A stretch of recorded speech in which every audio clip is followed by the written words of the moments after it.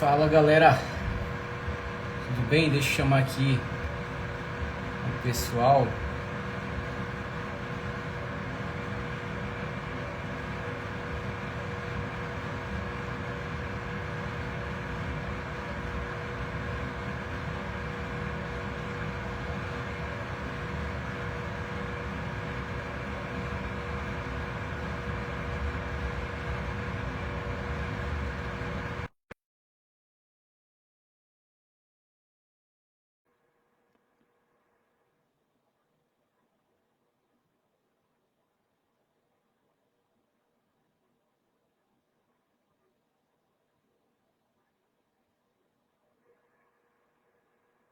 Pronto, convidei os meninos, só esperar eles entrarem agora.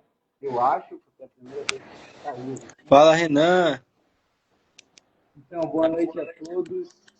Deixa eu logo apresentar aqui essa proposta para vocês, porque eu estou pensando em fazer essas lives mensais, não só com os meninos aqui hoje, mas mensalmente, pelo menos uma vez no mês, Boa noite, chamar um senhores. convidado.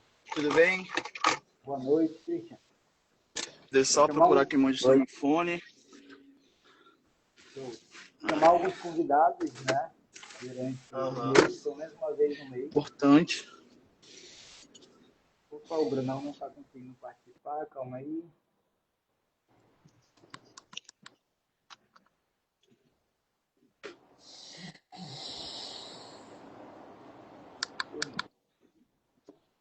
Então, como eu Vocês estava estão me falando, ouvindo bem aí? Opa, coloquei o Sim, fone sim. aqui. Christian, sim, Beleza, Renan. show. Como eu estava falando, a intenção, a minha ideia é fazer uma live por mês, chamar aí Sim. alguns fisioterapeutas, até mesmo pessoas de outras áreas para conversar sobre temas pertinentes, né? Calhou que Opa. eu fui convidado lá pela Rede Amazônica a falar sobre dor e mochila. Nada Sim. mais justo do que eu trazer aqui esse tema, né, para a gente debater um pouco e falar o que a ciência diz sobre isso, né? Como eu falei lá na reportagem, foram 7 minutos, a pauta foi total deles, né?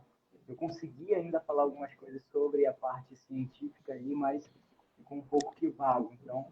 calhou desse tema ficar aí vago e a gente trazer nessa live junto com os meninos, junto com o Bruno E, também, Renan, que eu acho um vai. assunto muito importante a ser debatido, né? Porque, como a gente viu, e é uma coisa que o jornal ele já impõe para a sociedade um tipo de pesquisa, ali, um tipo de, como posso dizer, um gráfico que não condiz com a nossa realidade, né? Sim, Dentro da sim. área da saúde.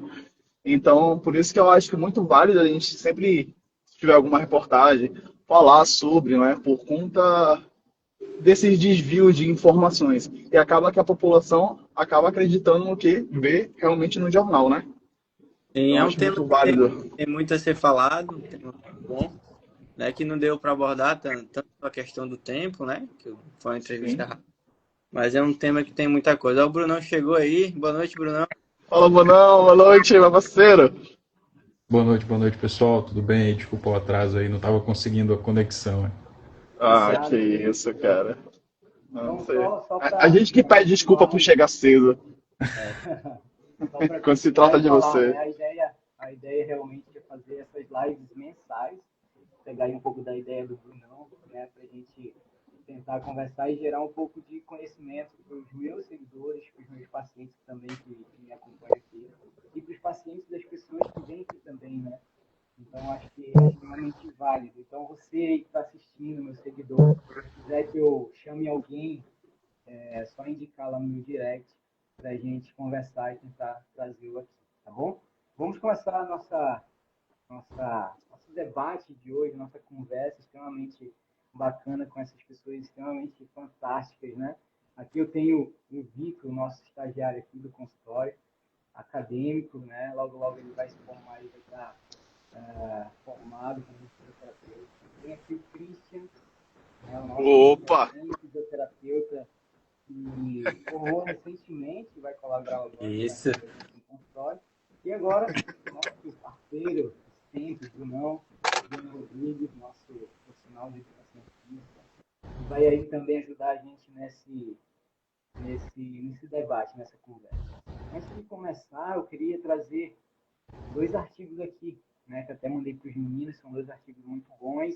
Tem ali as suas falhas, né, nas suas metodologias, mas são artigos bons, publicados aí em 2018, 2020, que fala sobre essa questão de dor e mochila em crianças ali entre 9 a 16 anos. E os autores eles trazem para a gente, e eu vou trazer 3 pontos aqui para a gente começar a nossa discussão. Primeiro é que a dor lombar em crianças é mais comum do que a gente pensava, né? Então a gente tem ali, aos 14 anos, 47% dessa população que sofre de dor lombar. Outro ponto é que muitos fatores estão envolvidos, né, nessa dor lombar infantil, como, por exemplo, o fator biológico, no caso, a força muscular, a postura, sobrecarga mecânica, o fator o fator psicossocial, que é extremamente também importante nessa idade, são estresses escolares, relações familiares, entre outros, e o estilo de vida, né? Além de 80% das crianças com dor lombar sempre culpam a mochila escolar. Então, para eles, os pais também, a dor lombar vem apenas ali da mochila, do peso que elas estão transportando da casa para a escola. E aí, a primeira pergunta que eu faço para os meninos, e aí vocês podem complementar esses dados aí que eu trouxe, então, realmente, nesses 2 artigos, que depois a gente pode colocar aqui nas agendas. Afinal, a mochila, ela realmente traz dor nas costas das crianças, essa mochila pesada? O que a ciência ela traz para a gente sobre isso? Show de bola. Posso começar falando aqui? Você deve. Já começando, tacando a ciência já no meio da nossa conversa. O Renan falou um ponto muito bom que eu percebi. Agora eu cheguei em casa, fui dar uma revisada em alguns artigos e realmente tem muita falha metodológica e artigos assim de pouca coisa falando sobre, né? E os artigos que tem são tanto quanto antigos e tem algumas falhas metodológicas. Mas o que a ciência traz de robusto é que a mochila raramente causa dor sozinha. Ou seja, a causa de dor, na maioria das crianças, não deriva diretamente só do peso da mochila. Tem várias causas, né? Multifatorial. Então, aí vem se a criança é sedentária, se ela tem um baixo nível de atividade física, fatores de sobrecarga como estresse, se a criança não tem uma alimentação boa, se a criança tem um sono ruim. Então, já colocando como primeiro ponto, né, a dor, né, em crianças não vem diretamente da mochila, do peso da mochila, mas sim vem de uma causa multifatorial. Então, envolve a criança como um todo, não diretamente só a carga da mochila. E, Vitor, eu vou um pouco mais além disso, tá? Além de ser muito fatorial, eu acho que vai depender muito do estilo de vida da criança. Isso, É, não exatamente. sei, não sei se tu lembra, causou até uma discussão aí sobre que podem não, existe criança do mesmo peso, da mesma altura, da mesma estatura em geral, que, um exemplo, 20 quilos para uma é tranquilo, 20 quilos para outra tipo, é a morte, entende? Então vai depender muito do estilo de vida dela, vai depender muito se ela faz ali um esporte recreativo, vai depender muito ali se ela está acostumada, proposta a pegar aquela carga ali, entende? Sim. Pegando um gancho aí disso que o Christian falou, é importante a gente entender que crianças elas possuem uma diferença entre idade biológica, idade cronológica e idade de treinamento. Né? Então, a idade biológica é a idade da criança. Né? Então, ela nasceu no dia tal e nesse ano ela já tem 5, 6 anos, 7 anos. A idade biológica está relacionada Isso é a idade cronológica, né? A idade biológica está relacionada a exatamente isso que o Christian acabou de falar. Existem crianças que, com o mesmo peso, né, a mesma altura, enfim, conseguem ter a capacidade de suportar uma carga absoluta que uma outra criança do mesmo peso, da mesma faixa etária, não necessariamente consegue suportar. E a nível subjetivo, né, a gente vai com certeza falar um pouco mais à frente, qualquer coisa que seja mais pesada pode desencadear esse estado de dor. E o último fator, que é o fator idade de treinamento, se uma criança de 8 anos que hoje vive muito em frente a telas, por exemplo, comparar com uma outra criança de 8 anos que vive pouco em frente a telas, pratica mais esporte, né, já tem um certo histórico de vivências motoras, um repertório motor um pouco mais aprimorado, com certeza essa criança, além de suportar bem essa demanda que é carregar a mochila, ela vai ter, a nível de percepção subjetiva de esforço, um nível menor, e a probabilidade dela de desenvolver essas dores em virtude da sua experiência motora, para não ter dor, vai ser muito difícil, né? Então é importante a gente trazer também esses aspectos da idade cronológica, biológica e de treinamento. Bem colocado, Bruno. Bruno, isso vai entrar também até numa forma de todo no estilo de vida, de criança para criança também, e foi até um dos assuntos que a gente acabou comentando lá, sobre tem crianças que ficam com um peso na mochila ali e caminham até a escola, tipo uma caminhada de 40 minutos. Então, essas crianças que já são, vamos dizer, priorizadas e tal, tem essa periodização de caminhar até a escola, vão aguentar muito mais peso que aquelas crianças que os pais levam no carro para a escola. Então, isso é um fator muito também a ser averiguado também, né? Sim. Estudado, né? E assim, quando a gente fala dessas variáveis, a gente entra num campo de crenças, né? De mitos. E aí eu entro com vocês nesses mitos e nessas verdades. Eu tenho 3 frases aqui que utilizam muito na vida, no dia a dia, na qual elas falam assim, ó, 10% do peso corporal é regra obrigatória para crianças e adolescentes carregarem ali na mochila. O segundo é usar mochila em um ombro só causa escoliose. E mochila com rodinhas é sempre melhor. Então, tem essas crenças que, de tanto falarem, de tanto abordarem, a gente acaba criando uma verdade. E aí eu pergunto de vocês, isso realmente é uma crença? Isso realmente é verdade? O que a ciência está dizendo sobre isso? Sobre tanto a questão de você trocar ali uma mochila que tem alças, né, para uma mochila com rodinha, para ali peso da criança também, por exemplo, você determinar, pegar a mochila da criança, pegar a criança, pesar e ver se tem 10% mesmo, de 10% a 15% do peso corporal. E também se utilizar a mochila de lado, aquela que a gente utiliza, né, e eu utilizei bastante aquela, será se realmente a gente fica com escoliose? O que vocês têm a dizer sobre isso? Entendi. Seguinte, Renan, o que tu colocou é muito bacana, inclusive falando do peso da criança, né? É o que é mais comum ser recomendado hoje. O peso certo tem que ser 10% do peso corporal da criança. Aí eu fui dar uma pesquisada, dar uma olhada sobre de onde é que veio isso, né?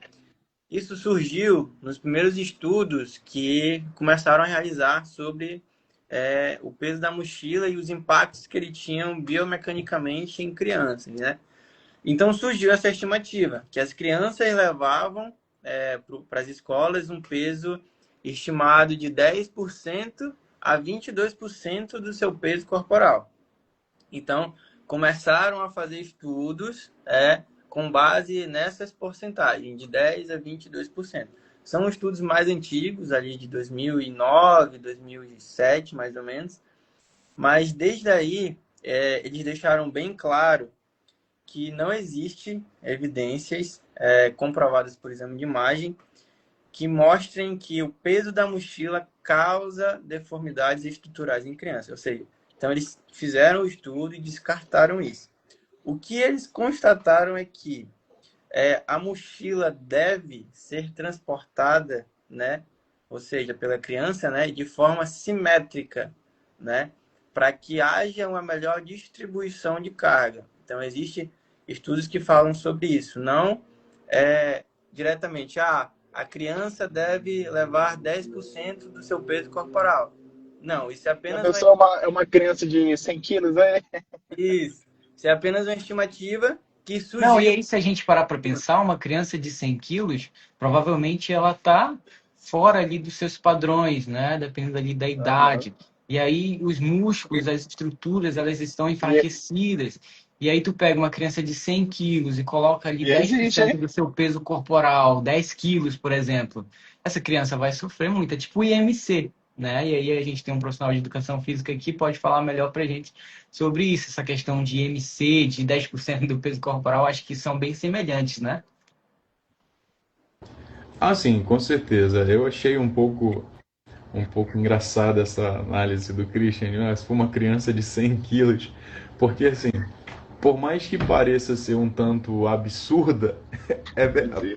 A gente tem achados de crianças com mais de, na verdade, com mais de 90 quilos, né? Que é o que você já falou, o que o Renan já falou. É quando você vê uma criança de 100 quilos, tipo, parecem coisas absurdas, mas você faz uma análise rápida, né? Se é uma criança e ela está com 100 quilos, isso quer dizer que ela está muito, além de estar acima do peso, vários outros fatores se sucederam para que ela chegasse ali. Então, inatividade física, né? O primeiro fator, uma alteração da parte nutricional. E recentemente estava lendo um artigo publicado na Nature que o tema do artigo é a tríade da inatividade física pediátrica, né? Onde eles sustentam três pilares, né? Obviamente é uma tríade, que é o primeiro fator é a ausência de estímulos físicos, desculpa, é o estímulo de baixa força, na verdade, baixo estímulo de força e potência, que é a dinapenia pediátrica. O outro ponto, principalmente, que me chamou bastante atenção é um termo no qual eles chamam de analfabetismo físico, que eu carinhosamente chamo de retardadismo funcional, né? Que é exatamente crianças que Não, fazem o mínimo possível. desculpa te interromper. Pode Isso falar. seria o sedentarismo? Sim, sim, seria o sedentarismo infantil. Todos esses fatores são relacionados ao sedentarismo infantil, onde não há a quantidade mínima de atividade física semanal, né, que a Organização Mundial de Saúde, todas as referências de treinamento e saúde hoje indicam que é um tempo mínimo de 100 a 300 minutos de atividade física por semana, a baixa força e potência, né, em crianças e esse analfabetismo físico, né? Então, essa era, né, da inatividade física pediátrica, ela também tem uma relação muito forte com a incapacidade ou a baixa capacidade de uma criança realmente poder suportar essa carga da mochila, né? Então, como o Vitor falou, a gente realmente não tem achados robustos na literatura que confirmem essa afirmativa que a gente sempre escutou há muito tempo sobre ter a mochila tem que ter até 10% do peso, porque se a gente fizer uma relação de 10% do peso, uma criança que hoje pesa uma média de 25 quilos, a mochila não poderia pesar necessariamente 2,6 quilos, né? Ou 3 quilos, vamos arredondar. Por quê? Porque estaria acima desses 10%. Então é uma média que eu acredito que deva ser utilizado, que possa ser utilizado, não necessariamente deva, mas possa ser utilizado, que é para ter uma referência, obviamente, dos pais e dos responsáveis para que a mochila não seja realmente um fator de carga para a criança levar. Mas como o Christian falou na nossa primeira fala, tem crianças que andam muito mais do que outras, né? E por isso são mais suscetíveis a conseguir suportar essa carga. Mas realmente nós não temos robustez na ciência para falar isso. Sobre o outro ponto que você mencionou, de uma mochila de rodinha, uma mochila de alça, a gente também não tem, né? Os artigos científicos eles não demonstram essa. Se for uma mochila de rodinha, obviamente por não carregar o peso nas costas, a probabilidade de dor é menor. Não existe essa correlação, não existe essa causalidade, né? Exato.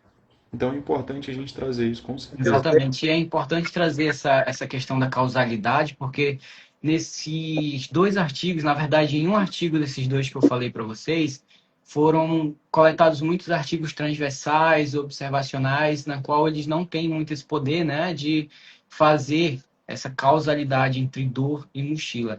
Mas um ponto curioso aqui que eu li nesse artigo é que essa questão de 10% da carga do peso corporal da criança, ela não veio de estudos em crianças. Ela veio de estudos em trabalhadores, né? Então foram feitos estudo aí em trabalhadores e pegaram esse 10% dos trabalhadores e transferiram para falar que as crianças também devem fazer isso. Então a gente não tem tanta robustez como o Bruno falou. E eu achei interessante o segundo artigo de 2018, e aqui é uma prova de que nem sempre o artigo mais atualizado é o melhor, né? O de 2020 traz muitos artigos transversais e observacionais, já o de 2018 traz ali cinco artigos prospectivos, na qual eles analisam ali a vida da criança a partir de um certo momento até o outro certo momento no futuro. E eles trouxeram também que não tem essa correlação entre 10%, entre a alça, né, de um lado ou as duas alças, então eles não têm essa causalidade entre tipo de mochila, peso, o jeito que a gente utiliza. Obviamente que carece de muitos mais estudos prospectivos, estudos ali que trazem mais informações robustas para a gente, mas que são, em parte, estudos ali de uma qualidade moderada, né, que a gente pode sim se apoiar. Então, existem essas crenças de que é 10% do peso corporal, que usar a mochila de um lado causa escoliose, e aqui a gente tem uma pergunta, né? E aí, muito cuidado, porque eu vou jogar essa pergunta para vocês, porque ela é minha monitora, foi minha monitora. E ela falou bem assim, ó. Fui diagnosticada recentemente com uma leve escoliose para o lado direito. Com certeza foi a mochila, pois eu carregava de 5 a 6 livros e cadernos durante o ensino fundamental e médio. Meu lado dominante é o lado direito, e lembro bem que apoiava a mochila sempre do lado direito. O que vocês têm a falar sobre essa fala dela? Tem alguma outra coisa que vocês queiram pontuar em relação a isso? Acho que ela faltou fazer um fortalecimento lá no IBR, né? É. Olha, Enquanto estava no ensino médio, aí, ensino fundamental. esse ponto aí é bem interessante, porque se vê muitos, até mesmo especialistas, né, falando que se eu usar a mochila unilateralmente, né, só com a alça, eu posso ter algum desvio na minha coluna. E isso sim, os estudos, pelo menos os que eu li, os dois lá, os estudos reforçam muito que o peso da mochila, essa forma de você utilizar a mochila, não causa alterações estruturais permanentes, ou seja, não causa deformidades permanentes. O que pode acontecer são o que a literatura traz como alterações estruturais agudas.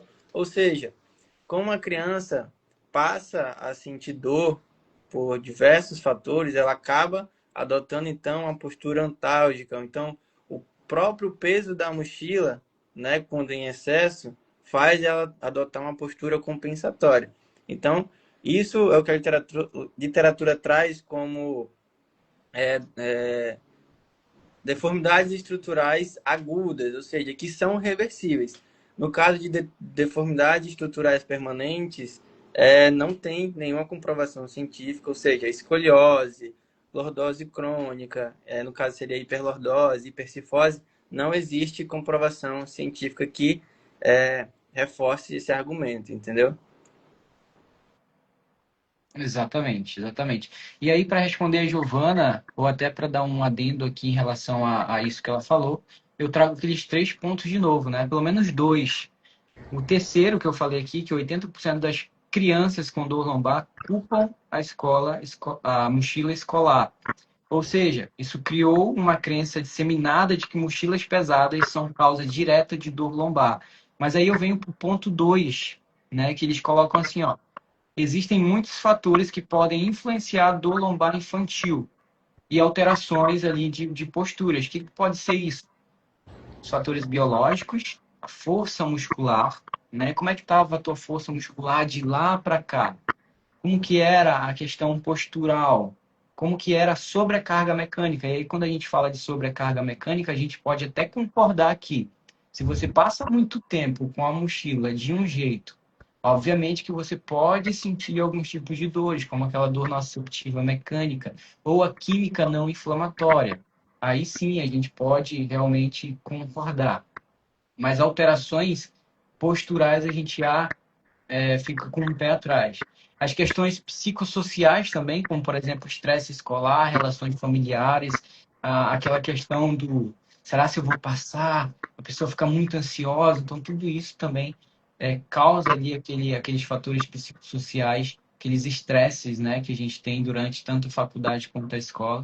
E o estilo de vida, né? Então, tu era uma pessoa sedentária, tu praticava um esporte, passava muito tempo sentado. Então, antes da gente realmente associar apenas a uma coisa, ou o meu desvio postural, ou a minha dor, a gente realmente tem que também pensar um pouquinho nesses fatores aí que eu acabei de falar e que os artigos eles trazem muito bem, né? Tem mais alguma coisa que vocês querem falar sobre essa questão dos mitos que a gente tem sobre as mochilas? Queria lançar aqui uma pergunta para vocês. Pode falar, Bruno, depois eu lanço Eu também. acho que a parte onde você frisou sobre ser multifatorial, eu acho que é muito importante as pessoas entenderem porque elas sempre buscam um fator causal, né, para dor. A mochila é o fator causal, é a causa da minha dor. É o banco do meu carro, a cadeirinha da criança, a posição que ela fica no carro, o travesseiro, né, enfim, muita coisa. As pessoas buscam um fator causal, mas eu acho que é sempre importante frisar esses três planos, né? A questão mecânica, a questão biológica, a questão social e a questão psicológica, né? Sobre percepção subjetiva. Eu acho que é sempre importante frisar, enquanto a dor é multifatorial. Pode falar, Vitor, desculpa te interromper. É uma pergunta que eu queria mandar para todos. Fizeram ontem uma história e mandaram mensagem. É uma moça que estudou no colégio militar e eu também estudei e eles sempre fizeram a gente levar vários livros. Era uma carga bem excessiva de livros. E ela falou o seguinte, de deformidade estrutural, a gente sabe que não tem nenhum tipo de comprovação científica, mas ela falou, hoje eu desenvolvi uma tendinopatia do tendão do meu ombro devido a eu andar com a minha mochila muito pesada. Eu queria saber de vocês o que vocês acham, né? Em caso de lesões musculoesqueléticas, no caso de tendines, será que é possível ter um impacto desse? O que vocês acham? Então, vou puxar aqui para o meu lado, né? Enfim, eu acho que a gente tem que usar muito bom senso nessa questão de lesões, de sobrecarga. E aí, uma das coisas que os artigos falam é a gente levar em consideração também a percepção, né? Então, se a pessoa, e aí eu trago a pessoa como a criança, o adolescente, o adulto, o idoso, percebe que algo está extremamente pesado e que na rotina dele ele não está suportando aquilo, aí realmente vamos usar o bom senso e vamos entender que a dor, as alterações, as lesões, elas podem sim estar vindo dali, né? Então, acho que além das comprovações científicas, a gente também tem que usar bom senso, porque, como vocês falaram, tem que ter mais evidências robustas, evidências estudando ali o tempo de uso, evidências mostrando realmente o peso que as pessoas estão utilizando na bolsa, enfim, a maneira, enfim, são várias variáveis que a gente pode pesquisar também aí. Então, eu acho que o bom senso em relação a lesões e dor, em relação ao peso, à sobrecarga, ela também entra aí em jogo. Acho importante a gente trazer também esse ponto, algumas questões relacionadas, obviamente, para responder a tua pergunta, mas a gente vai fazer aqui um comparativo entre países, né, o nosso país em desenvolvimento emergente e um país como os Estados Unidos, que é um país de primeiro mundo, que também adotou algumas condições como o uso de armários nas escolas pelas crianças e adolescentes, o que facilita muito essa questão. Como você disse, Vitor, quando você estudava, você carregava muitos volumes, né? E hoje, por exemplo, escolas de primeiro mundo, como nos Estados Unidos, você consegue deixar muita coisa do seu material na escola, né? E levar na sua mochila, tanto para casa como de volta para a escola, um material relativamente menor, né? Aqui no Brasil a gente costumava levar, se a gente colocar aqui na ponta do lápis, com perdão do trocadilho aí, é, uma quantidade de até 15 volumes, né? Então até 15 volumes de ah, ah, materiais dentro de uma mochila, né? Será que se a gente conseguisse então uma estratégia de deixar pelo menos 40% desses volumes na escola, né, em armários, enfim, a gente também não conseguiria reduzir também essa sobrecarga? E aí vem o outro ponto. Essa sobrecarga é muito alta ao ponto de crianças que não estão preparadas fisicamente para suportar podem começar a desenvolver essas questões. E aí vem um outro ponto. Nos Estados Unidos, as crianças têm uma quantidade de atividade física relativamente maior do que no Brasil, né? Tanto que se briga até pela quantidade de atividade física no ensino fundamental. Hoje, se tem uma aula prática de educação física na escola, né? Deveriam ter mais, né? Quantidade Isso quando o professor não falta, né? Isso, quando o professor, exatamente. Mas o professor que não pode faltar na escola é o de educação física, senão todo mundo fica triste, né? Exatamente.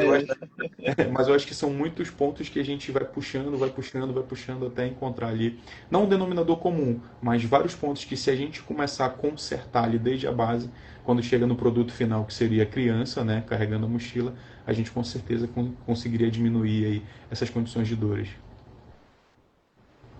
Ótimo. Show.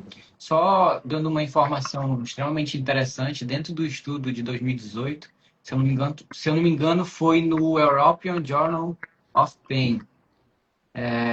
Eles trouxeram aqui sobre a percepção de peso da mochila, né? Então, em um dos artigos prospectivos, eles mostraram que crianças que achavam que a mochila estava difícil de carregar ou muito pesada tinham maior risco de ter dor persistente nas costas. E essas crianças ainda tinham um risco maior de ter uma dor crônica no futuro, quando se tornassem adultas, né? Um exemplo, eles mostraram aqui que um estudo encontrou o risco de 2,1 vezes maior de dor persistente em crianças que relatavam dificuldade para carregar a mochila. Então, a gente também deve levar em consideração essa parte da percepção, né? Então, a gente trazendo o mito e a verdade aqui. Eu diria que o mito seria esse de 10% do peso corporal e a verdade aqui é a gente olhar um pouquinho mais para percepção do peso da mochila relativamente de criança, adolescente e adulto para adulto. Exatamente. Ok? Entrando numa parte aqui, a gente já chega a falar sobre os cuidados, né? O que a gente deve fazer? Quais dicas, na verdade, que vocês dariam para pais, para adultos que têm filho? Brunão aqui, nosso querido amigo, tem, eu acho que um time de futsal aí. É um craque. É um craque. Ele é o técnico, ele que é o técnico do time de futebol dele. O que você faria ali em relação aos cuidados, né, práticos?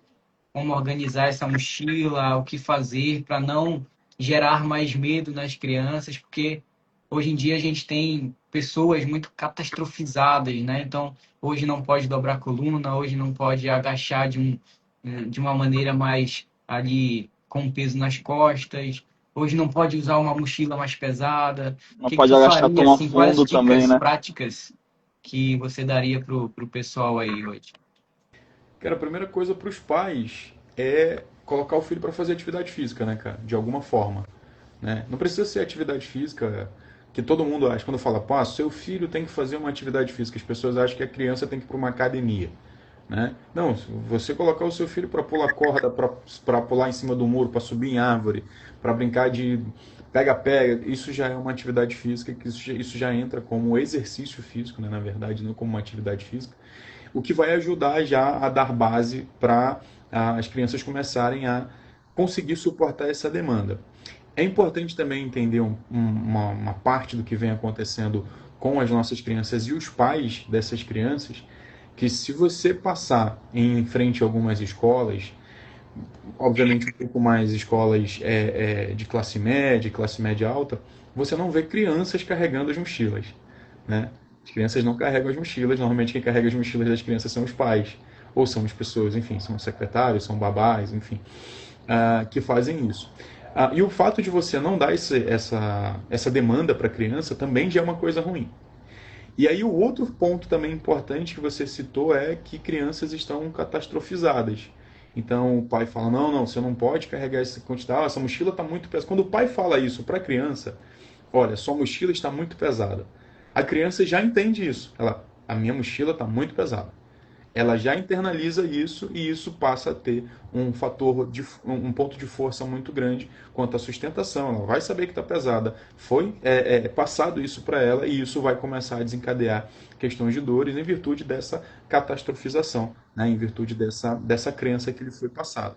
Então, o primeiro ponto é melhorar a quantidade de atividade física praticada por essa criança, né? Tirar ela na frente de telas. Hoje a gente tem um índice muito alto de crianças que não brincam, né, de forma ativa, né? Hoje a digitalização das brincadeiras ficou muito forte e isso é uma coisa que vem atrapalhando esse desenvolvimento motor, vem atrapalhando esse suporte de demandas, né, como essa, que é simplesmente carregar a mochila, independente de ser de 10, de 15, de 20% do peso do corpo, mas é uma demanda que precisa ser sustentada.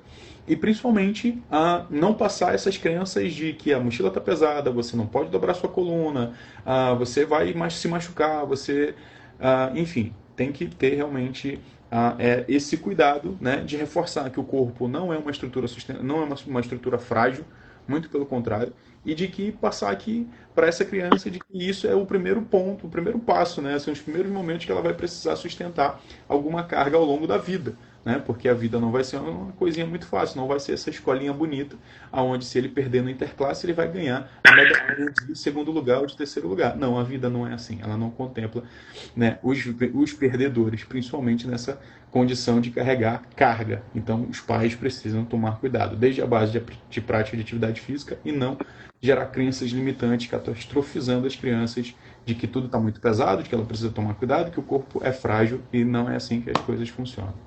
Ô, Gerald, essa mochila está muito pesada para você. Mas é isso aí, Brunão. O Brunão colocou muito bem. Inclusive, eu ia ressaltar esses dois pontos, que é sobre a atenção que os pais devem ter, né? Sobre tanto ficarem atentos à percepção da própria criança. Às vezes os pais, de certa forma, ignoram um pouco o que a criança fala. Papai, minha mochila está um pouco pesada. E outra coisa é saber orientar o seu filho, né? Evitar frases que possam deixar ele com medo. Ah, minha mochila está muito pesada, isso vai estragar a sua coluna.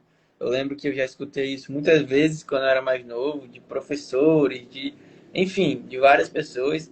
Então é algo que realmente te limita, te começa a deixar com a crença de que aquilo vai te machucar, então, consequentemente, tu vai... Eu acho que assim, acho que é algo cultural, né? Então, quando a gente fala em catastrofização, em crenças, quantas vezes a gente não escutou, senta direito, tua postura tá errada, não agacha dessa forma, tua coluna pode quebrar. Enfim, então acho que isso é cultural, é algo que não é da noite pro dia que a gente vai mudar isso, mas de pouquinho em pouquinho, um trabalho de formiguinha, a gente pode orientar realmente esses pais, né? Eu ainda não sou, mas eu concordo com tudo aí que o Brunão falou pra gente. O Christian já tá querendo ser esse ano, mas eu concordo com tudo aí que o Bruno falou. Pode continuar, Vitor. Assim, só reforçando o que o Brunão falou e lançando aqui uma pergunta pro Brunão, que ele tem muito domínio sobre essa área, ele falou uma frase importante, né? Que a criança, o corpo da criança não é um corpo frágil, é um corpo em desenvolvimento. E assim, para alguns pais parece ser alarmante tu falar que o filho dele tem que fazer exercício, que o filho dele tem que fazer algum tipo de atividade física. Eu me lembro que eu já escutei muito falar que se a criança fizer atividade física, ela não vai crescer, ou então ela vai crescer com... Então eu queria que o Brunão deixasse bem claro essa Vai parte aí. encruar, né? Lembra? Como Menino, isso, você vai encruar. é importante exercício desde a fase infantil até o decorrer de toda a vida. Inclusive, antes do Bruno falar um fato curioso aqui. E isso aconteceu comigo, Vitor, porque eu comecei a treinar jiu-jitsu com 7 anos de idade, né? E aí minha mãe falava bem assim, pro meu pai, né? Raimundo, para de levar os meninos pra academia, pro jiu-jitsu, eles não vão crescer, eles não vão crescer. Meu pai nunca deu ouvido, graças a Deus. A gente sempre ali no jiu-jitsu, tal, beleza. Não encruei. Eu acho assim, só para contextualizar, né? Como que uma live de mochila e dor chegou nessa parte de por quê, ou será se pode criança fazer exercício? Mas tem tudo a ver, porque uma criança que pratica, e aí como o Brunão vai falar, ela tem uma tendência a não sentir certos tipos de percepções, de dores, enfim. E aquela que não pratica, ela já tem muito mais propensão, como eu falei aqui, a percepção de sobrecarga, né? Então, só contextualizando a pergunta aí do Vitor. Bom, respondendo, essa é uma pergunta de muitas camadas que a gente vai tentar responder de forma simples, mas principalmente de forma objetiva. Ah, os mitos sobre crescimento da criança, né, obviamente, são oriundos de crenças, né, limitantes relacionadas a atividades como a atividade de alto impacto e atividades a nível de performance da criança de forma prematura. É importante entender que criança, né, a partir dos 10 anos, deve realizar atividades competitivas. Tá? Então, crianças a partir dos 10 anos estão ali começando a estar aptas a participar de atividades competitivas. Qual era o grande problema até então, Vitor? Muitas pessoas falavam assim, se a tua criança que tiver que crescer, põe na natação ou no basquete, né? Porque elas vão ficar grandes na natação e no basquete. Se você colocar a sua criança em esportes como a ginástica, você não vê uma ginasta grande. Então a criança não vai crescer. Só que aí não é a criança ou não é a pessoa que escolhe o esporte, é o esporte que escolhe, né, essas pessoas. Então, para você praticar o basquete, que tem uma cesta que fica a 3,5 m de altura, né, relacionado ao chão, você não pode ter 1,60 m, senão você não enterra.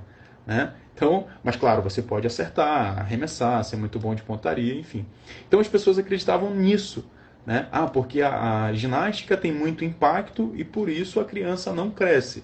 Se ela começar a praticar essa atividade a nível competitivo, provavelmente antes dos 10 ou 11 anos, ela vai ter um retardo no crescimento. Pode ter um retardo no crescimento, mas isso não vai necessariamente fazer com que ela não cresça. E aí as pessoas acreditavam que fazer ginasta deixava a criança pequena, porque só tem ginasta pequeno. E, obviamente, tu imagina um LeBron James se equilibrando numa trave de equilíbrio. O centro de gravidade muito distante enfim, do corpo, aquela coisa toda. Então, isso é uma crença oriunda dessas condições. Quando a gente faz a criança praticar atividade física regularmente, dentro daquela idade cronológica, por exemplo, a gente tem uma fase de treinamento da criança interessante de 6 a 8 anos, né? Que é a idade lúdica, a iniciativa, onde a gente começa a dar vários tipos de estímulos motores para ela.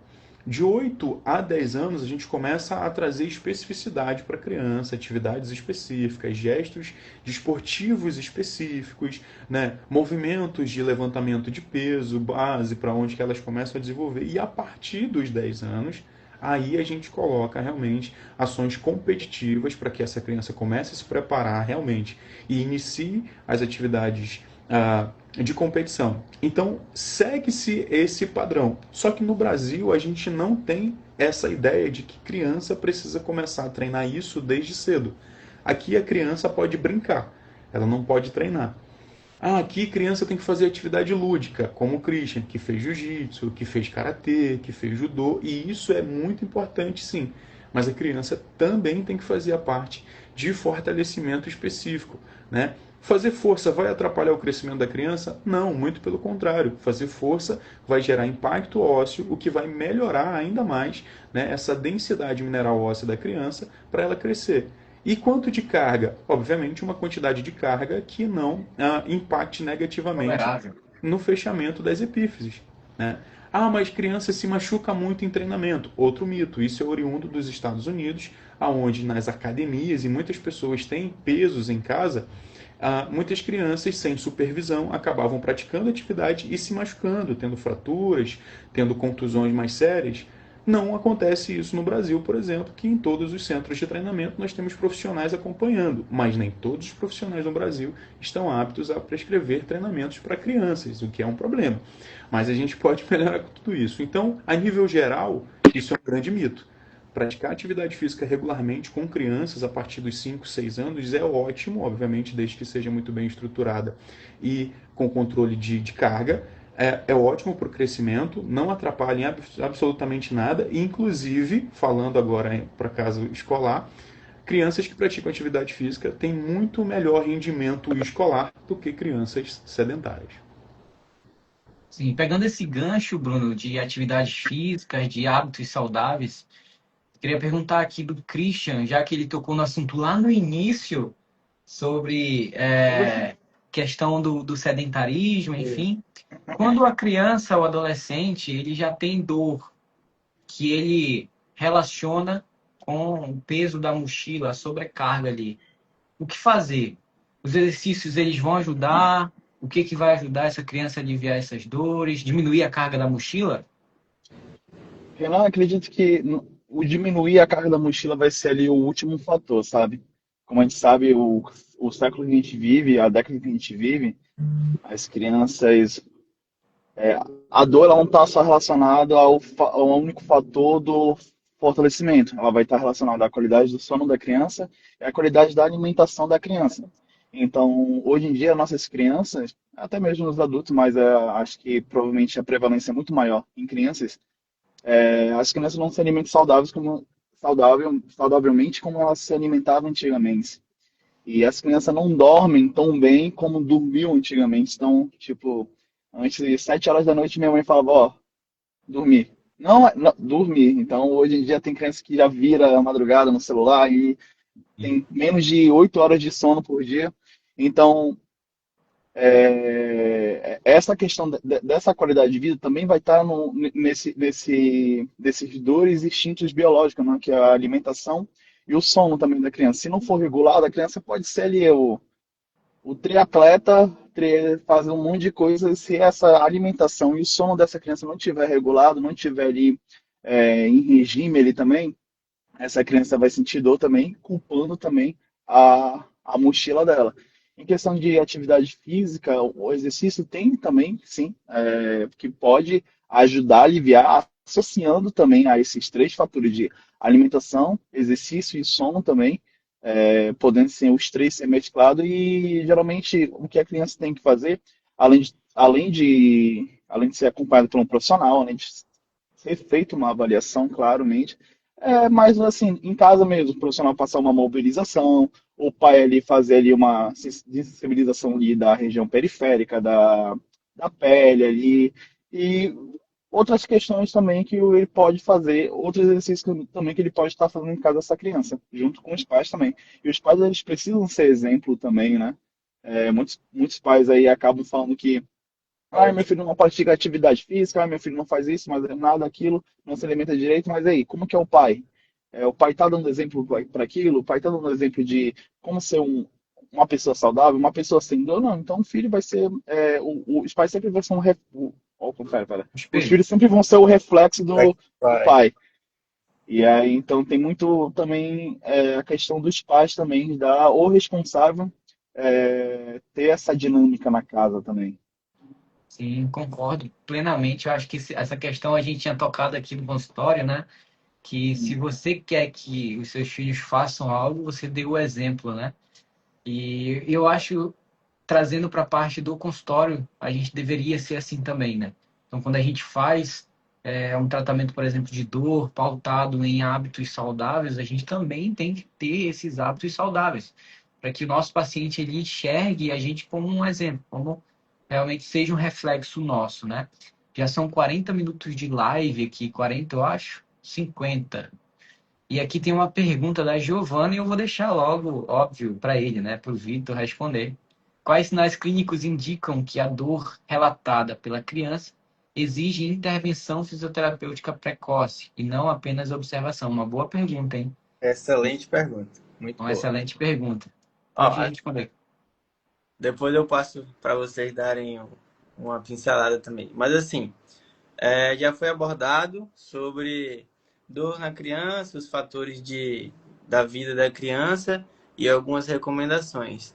Quando procurar, né, esse atendimento mais especializado? Quando você vê que as recomendações não estão sendo eficientes. Então, seu filho tem uma boa alimentação, seu filho dorme bem, o seu filho pratica exercício regularmente, então seu filho é uma pessoa ativa fisicamente, mas ele continua sentindo dor. Você passa os exercícios, faz, estimula mobilizações, liberação, autoliberação, mas nada disso cessa. Então aí vai do bom senso do pai, poxa, algo de errado, não tem algo de errado com meu filho. O meu filho, essa dor não passa, o meu filho vive reclamando. Então aí, talvez seja a hora de você levar um profissional especializado para dar para avaliar de uma forma mais minuciosa, né? Mas assim, se você tem uma criança, se você seu filho exerce uma vida saudável e mesmo assim continua sentindo dor, já é um sinal de que se deve uma atenção maior a essa dor. Sim, eu acho que puxando para essa parte de intervenção e até que ponto a gente consegue perceber, eu acho que trazendo em relação à dor, uma dor persistente. Então, uma Sim, dor persistente que dura realmente muito mais tempo, e aí entrando ali numa fase mais crônica, depois de 3 meses. Se você nota que realmente causa muito cansaço, e aí eu já estou falando de bandeiras vermelhas, né? Se você percebe que ele está ficando um pouco mais magro, que ele está reclamando muito daquilo dali, aí sim você já deve procurar uma intervenção não só fisioterapêutica, mas também uma intervenção clínica, né? Médica, alguns exames, que eu já atendi alguns pacientes, e eu não gosto muito de atender crianças, mas eu já atendi um caso específico de uma criança que sentia dor de cabeça. Ia para a escola, sentia dor de cabeça. Voltava sentindo dor de cabeça. Ia para a escola, mais dor de cabeça. Não conseguia fazer nada. E isso durante muito tempo. E aí constataram, depois de algumas avaliações, em uma ressonância de crânio, um tumor cerebral na cabeça da criança. Né? Então, quando a dor ela for persistente, persistir por muito tempo, e a criança ter ali alguns sinais clínicos aparentes, como perca de peso, cansaço, sobrecarga, e até mesmo não clínicos, né? Quando o rendimento dessa criança cai em alguns aspectos, aí eu acho que já é momento de ter uma intervenção ou médica ou fisioterapêutica nesse caso. Gente, para encerrar aqui, já vai dar 1 hora de live. Uma mensagem final aí para você, de vocês, tanto para pessoas que estão nos assistindo aqui, que são pais, e também profissionais da área de saúde e acadêmicos também, sobre esse tema de mochila e dor. O que que a ciência nos diz? Sim. Assim, uma frase que eu vi, eu achei bem legal, mais importante do que o peso da mochila é o estilo de vida da criança. Ou seja, mais importante do que se preocupar com, eu tenho que levar 10% do peso corporal. Cuide do estilo de vida da sua criança. Eu digo alimentação, sono, exercício, reduza telas. Assim, promova saúde ao seu filho. Essa é a melhor recomendação que eu posso dar aos pais, né? Que mais importante do que qualquer coisa falada promova uma vida saudável, estimule ele a buscar uma vida saudável. Isso com certeza vai reduzir vários outros impactos que poderiam vir de outras complicações também. Mais alguém quer falar? Passa as palavras dos Vitor das minhas. Não, mentira. Mas eu acho que os quatro aqui eles estão no mesmo linha de pensamento, né, sobre a questão de orientação para os pais, para os acadêmicos, enfim, para todo mundo aqui. Que realmente a saída é deixar essa criança mais ativa, deixar essa criança mais ali laboral ali, fazendo suas atividades diárias, tirando ela mesmo de tela e também focando mais nesses fatores biológicos, como alimentação, como sono e até mesmo exercício físico, né? Então, acredito que os pais aí que estão assistindo, ou futuros pacientes de vocês, você já tem essa informação de dar, que a criança ela precisa se movimentar. Já passou da época também, já passou muito, na verdade, que falava assim, a criança não pode carregar peso. Hoje em dia, isso aqui está se tornando realidade novamente, né? Que estão, como posso falar, guardando muito as nossas crianças, né? Colocando ali ela num potinho ali, tipo, meu filho não pode fazer isso, não pode fazer aquilo, você não vai se quebrar. Não tem, o que nem o Bruno falou, hoje em dia não tem mais criança que sobra em árvore, né? Então, que é um dos fatores fundamentais também ali para o crescimento, ali, para o equilíbrio, para a propriocepção e, enfim, em geral. Então, acho que trazer de volta essa criança raiz com cuidado, claro, né? Ninguém quer que nenhuma criança se machuque. Acho que isso é fundamental também já para ela já a percepção de dor dela ser menos favorável para uma dor, no caso. Cara, antes de eu dar a minha palavra final, chegou uma pergunta aí, cara, que eu achei bem interessante do Dr. Diego Loureiro, que ele pergunta assim, Bruno, em meninas com puberdade precoce, existe retardo no estirão de crescimento? Ele fala que ele conheceu uma endocrinologista que retardou a puberdade da filha com inibidores. Bom, vamos lá. Excelente pergunta, Diego. Essa é uma pergunta que realmente poucas Alto pessoas nível. fariam. E ela é extremamente importante da gente esclarecer alguns pontos. Primeiro que sim, tá? A puberdade precoce, ela retarda o estirão do crescimento. Na verdade, quando a criança, quando a mulher, principalmente em mulheres, né, em meninas no caso, as meninas, elas têm esse estirão de crescimento de forma mais rápida do que os homens, né? Então, a gente normalmente tem um estirão de crescimento ali entre os 12 e os 14 anos.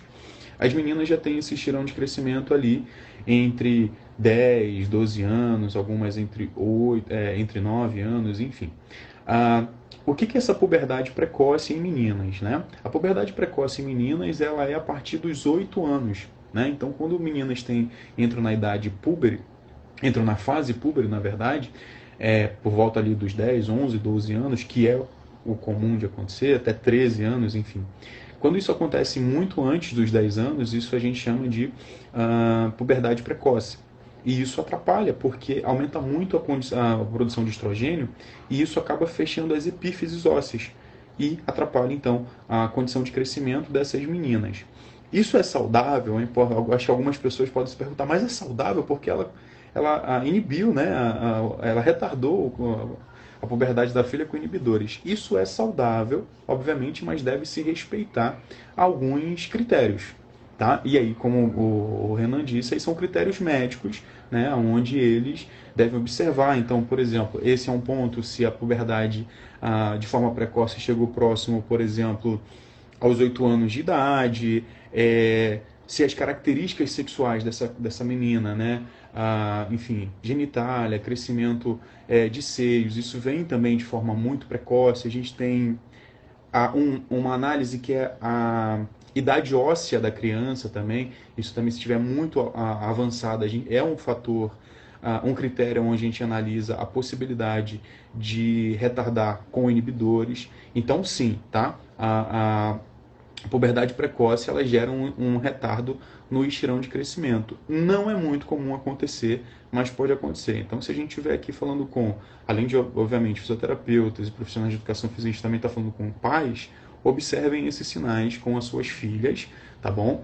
E a qualquer aparecimento desses sintomas, leve diretamente a criança numa endocrinologista, para verificar esses fatores, tudo bem? Então, muito obrigado pela pergunta aí, Diego, achei interessantíssimo.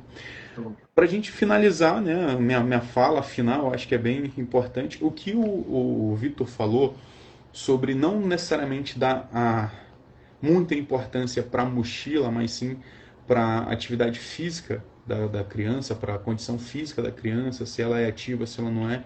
Enfim, eu acho que isso também é extremamente importante da gente observar.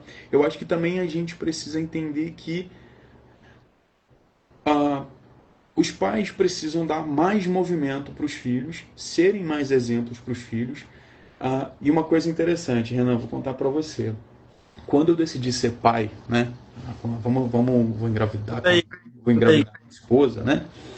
É, a primeira coisa que eu falei para ela, a gente precisa, antes de qualquer coisa, começar a treinar muito bem. Por quê? Porque os genes relacionados ao desenvolvimento físico, né, ele vem dos pais para o filho. Ele é passado para os filhos e principalmente do pai para o filho. Então, quando eu pensei em ser pai, eu falei, não, eu preciso desenvolver isso, preciso ser o mais atlético possível, porque eu transmitir esses genes para o meu filho. E o Christian tocou no ponto principal daqui. Se você quer que seu filho seja saudável, que ele coma alimentos saudáveis, que ele pratique esporte, que ele seja uma criança ativa, você, pai, tem que ser ativo. Você, mãe, tem que ser ativa. Você tem que se alimentar bem. Porque não adianta que mais aquele papo de faça o que eu digo, não faça o que eu faço. Não, a criança vai fazer o que você está dizendo para ela fazer por algumas vezes medo ou respeito. Mas ela não vai levar isso a longo prazo para o restante da vida. Então, eu acho que é muito importante você não catastrofizar, dar boa atividade física, tornar sua criança uma criança ativa, dar capacidade para ela suprir essas demandas do dia a dia e não gerar fragilização nessa criança. Acho que esse é o ponto mais importante. Show. Muito bom, muito bom. Cara, eu acho que todos estamos alinhados nessa questão, né, dos hábitos de vida. E entrando nisso, eu acho que assim, eu acho um pouco complicado, né, às vezes a gente ter que tratar os nossos pacientes ensinando-os o que deveria ser obrigatório para todos, né? Hábitos de vida, algo completamente obrigatório para todos, né? Mas a gente tem que continuar incentivando os nossos pacientes com dor, os pais também, ensinando que eles não devem catastrofizar os seus filhos, porque os estudos estão aí mostrando, mesmo que sejam estudos de moderado a baixo robustez ali de qualidade, estão mostrando que a mochila é o que menos causa dor na coluna, na lombar, na cervical, na torácica ali das crianças, né? E em questão também dessa questão dos 10%, observar muito mais a percepção subjetiva de peso daquela criança, né? O que aquela criança está me relatando em relação ao peso, do que realmente se prender a um número qualquer, né? Então, acho que minha mensagem final é essa, que a gente pare realmente de catastrofizar mais as nossas crianças e mantenhamos uns hábitos de vida saudável, para que a gente consiga viver mais, melhor e sem dor. Tudo bem? Gente, queria agradecer vocês pela participação. Como eu falei, foi a primeira live do ano. Calhou que foi esse tema, né? Porque teve a entrevista aqui, foi muito pouco tempo para a gente abordar essa questão científica. E assim, show de bola. As falas do Vitor, do Christian, do Bruno, extremamente alinhadas e realmente muito Ninguém boas combina nada, hein? Ninguém combina nada. Ninguém Pode combinou lembrar. nada, exatamente isso. Então, muito obrigado mesmo pela participação de vocês. E aí, falando já com a galera aqui, que vai assistir, que está assistindo, eu pretendo fazer pelo menos uma vez no mês uma live, estilo podcast mesmo, perguntando assim dos convidados. Então, se vocês têm alguém em mente e queiram me indicar, eu já vou lá conversar com ele para ver se tem disponibilidade para fazer no próximo mês sobre algum tema. E aí a gente vem aqui e conversa e tenta explanar esses conteúdos mais que sejam bem mais aproveitados, né, pela sociedade, pelos seguidores aí. Tudo bem? Então, é isso. Essa live eu acho que vai ficar salva e eu vou tentar subir ela também no canal do YouTube, ó. Vocês vão ficar famosos. Eu tenho no máximo 100 inscritos lá no meu canal, né? Valeu, pessoal. Muito obrigado aí. Muito bom compartilhar aí esses conhecimentos com vocês, essa troca de conhecimento, né? Isso aí acaba somando aí para a carreira de todos, né? Você tem que agradecer Renan, Brunão aí, Vitor aí por essa oportunidade aí. Tamo junto, até Show. uma próxima aí. Valeu, Christian. Tamo junto. Tamo Obrigado, junto, valeu. obrigado pelo convite.